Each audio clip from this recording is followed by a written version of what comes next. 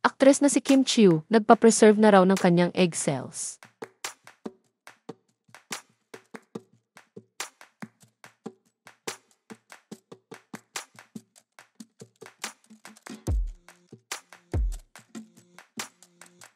Sa isang episode ng online show sa YouTube na OG Diaz Showbiz Update, napag-usapan ni OG Diaz at Mama Loy ang tungkol sa aktres na si Kim Chiu. Chika ni OG, sumailalim daw ang aktres sa egg cell preservation.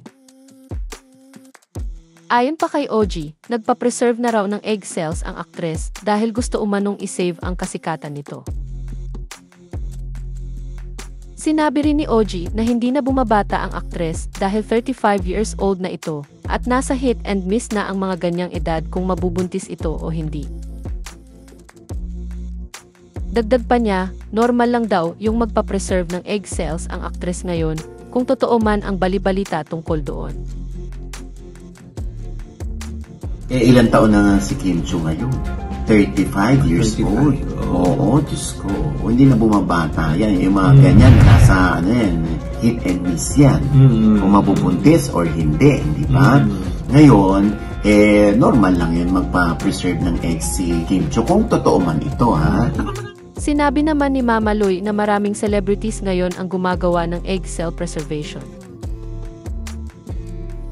Kasunod nito ay iniisa-isa ni OG at Mama Loy ang mga celebrities na sumailalim sa pagpapreserve ng egg cells. Marami ng mga celebrities yung gumagawa niya, di ba? Kasi ang alam ko si Dina Morales nagpa-preserve din ng eggs niya. Si Heart Evangelista, di ba? Kasi katuwiran ni OG, parang gusto umano ng ibang tao sa henerasyon ngayon na i-maximize yung youth nila at saka yung kanilang potentials. Sang-ayon naman ni OG nang sinabi ni Mama Loy na hindi alam ng mga babae kung hanggang kailan sila mai-supply ng egg cells. Diba? Kasi nga, kumbaga yung iba kasi sa panahon ngayon, sa henerasyon ngayon, no, parang gusto nilang i-maximize yung kanilang youth nga, tsaka yung kanilang potentials. Diba? At saka hindi rin nila alam kung hanggang kailan meron silang enough supply at saka healthy na mga egg cells, diba? Correct. Oo. Syempre, diba, pag dumating ang panahon na kunwari 38 na si Kim Chiu, 40, dun pa lang siya makakaisip na, ay, mag-aanak na ako. Pwede nga i-try sa natural way, di ba? Pero habang meron pa rin siyang may eggs pa rin siya. May plan B. May backup. Kung magbubuntis ba ako, or ipapasurogacy ko na lang yung aking eggs. Di ba? Maganda yung ganyan. Sa ngayon ay hindi pa kinumpirma o pinabulaanan ni Kim Chiu ang bali-balitang nagpa-preserve na raw siya ng kanyang egg cells.